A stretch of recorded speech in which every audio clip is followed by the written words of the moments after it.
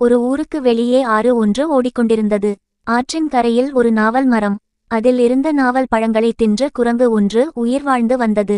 ஒருநாள் ஆற்றில் இருந்த முதலை ஒன்று நாவல் பழம் தின்று கொண்டிருந்த குரங்கை பார்த்து, நாவல் பழம் மிகவும் ருசியானதா எனக் கேட்டது.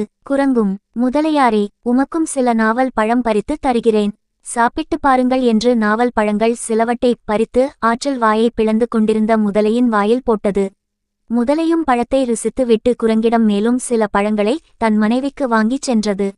முதலையின் மனைவி அப்பழங்களை சாப்பிட்டு விட்டு முதலையிடம், இப்பழங்கள் இவ்வளவு இனிக்கிறதே, இதே பழத்தை சாப்பிட்டு கொண்டிருக்கும் அந்த குரங்கின் குடல் எவ்வளவு இனிக்கும், அது எனக்கு வேண்டும் என்றது. முதலையும் குரங்கிடம் வந்து நயவஞ்சகமாக, குரங்கே, நாவல் பழம் தந்த உனக்கு என் மனைவி விருந்திட விரும்புகிறாள், வா என்றதும் குரங்கும் மகிழ்ந்து முதலையின் முதுகில் உட்கார்ந்து ஆற்றில் முதலையின் இருப்பிடம் செல்லத் தொடங்கியது. பாதி தூரம் வந்ததும், இனி குரங்கால் நீரில் தனித்து ஓட